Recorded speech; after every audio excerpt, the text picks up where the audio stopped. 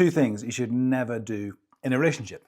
They cause most arguments. They're the things that make you feel detached from your significant other and make you look at them and think, who are you right now? Because they actually don't just cause a disagreement, they push buttons in people. And those buttons that you push cause this cascade of stuff to happen, right? To the point where you're no longer talking to the same person that you married or you're dating. Let me show you exactly how that works. First, let's go over a definition. What is invalidation? That is making someone feel like they're wrong, minimizing them, dismissing them, or changing how they feel about their experience of stuff. It doesn't mean the facts, that means what their experience was. When you invalidate someone, you're basically saying you shouldn't feel that way. You are wrong, even though that's how they experienced it and how they made their mind up about it. Is this familiar? Hey, when you were talking to your friend about this, you said that and it really annoyed me. Oh, I didn't mean that. That shouldn't have annoyed you. I didn't mean it that way. But it did. I'm telling you it did. Well, you're being sensitive. Okay? So that happens, right? Not very helpful. That is invalidation. And what happened there? So they had an emotion, they told you about it, and you ignored it, you erased it, you told them it wasn't existing. When you receive that invalidation, what happens? Your body, your nervous system thinks or decides, my reality doesn't matter. That alone can be enough to make someone completely fly off the handle, right? All right, so second thing, evaluation. What is evaluation? That's like judging, labeling, analyzing, telling someone how to feel about their emotions in the moment, right? Slightly different from validation. You're not listening to even what they're saying, you're telling them how to think about it. Like this. Hey, I feel like you'd never really do things for me. What are you talking about? I do things all the time. That's not true. You're being totally crazy about this right now. Wait, hold on, I'm being crazy? I was just telling you something. If you were just telling me something, it would be rational, and it's not, it's crazy. You know, it goes on and on and on. Boom, evaluation. At this point, your argument or disagreement isn't about this thing that the person's trying to tell you. Now it's about the evaluation you gave them, and you guys are just off arguing about something else. Has this ever happened to you? Well, the reason why is the invalidation and evaluation activates something deeper in everyone, all of us. Here's the thing, everyone does this. And honestly, it's crazy once you think about this, the fact that any relationships actually last. And here's something that changes that. There are two parts of the mind involved in any conflict. The thinking mind, it's logical, reasonable, analytical, and the reactive mind. And this is the dangerous one. The reactive mind isn't logical, it's not analytical, it's purely just storage. And what does it store? It stores pain, loss, sadness, grief, humiliation, fear, and it just stores it there, waiting to get triggered. And the things that trigger these are super hidden, you know, and it's harder than we all think to navigate that. It's a bit like that scene in the movie where Catherine Zeta-Jones is going through the lasers, you know, and bending over and stuff. That's how we're all going through life.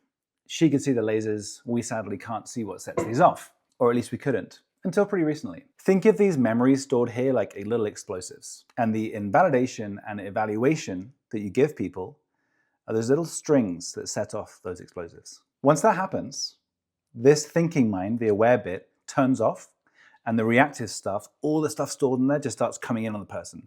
That's why people lock up, maybe they start sweating, maybe their chest hurts, maybe they get a headache or something else happened, right? And it seems totally unexplainable. When that's happening to you, you're no longer responding to what's happening in front of you, you're reacting to what's in this part of your mind. And you're just actually replaying stuff here. And these recordings don't just stay there and sleep forever. For the rest of your life, they're gonna impact you, and you won't even know it's happening.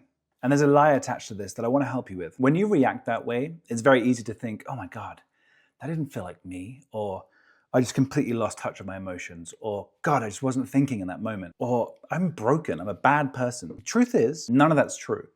You're just reacting to this memory recorded over here. You weren't being yourself because this took over. And trying to be logical about this just makes it worse, you know? Like in those arguments when someone's like, hey, you're not being logical, or you're not being yourself, or you sound crazy. All it is just more evaluation, more evaluation. And what does that do? Yeah, these recordings. It just keeps triggering them and gives them more power, right? So this reactive mind over here with all these recordings in, what can you do about it? Because obviously trying to be logical about it doesn't work. So what does work? There's one method that actually removes everything from this reactive mind. It's called Dianetics. It's not like therapy or just positive thinking or mindfulness. It's a really precise method to go in and take the energy out of these memories so they can never be triggered ever again. It removes those strings to the explosives that you set off in those arguments. Doesn't that sound good? So that's great and stuff, but like if you're in an argument or you're watching this video because you wanted to understand a bit more what you can do in the moment, there's only one thing that reduces those explosives in an argument, and that's an acknowledgement.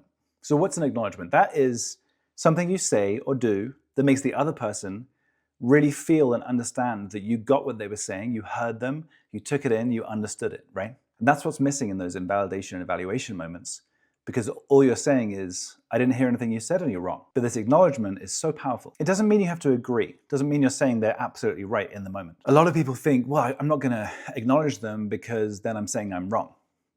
Okay, all we're trying to do here is stop the explosion, and acknowledgement does that. So like that example, hey, it really bugged me when you said that thing about me to your friends.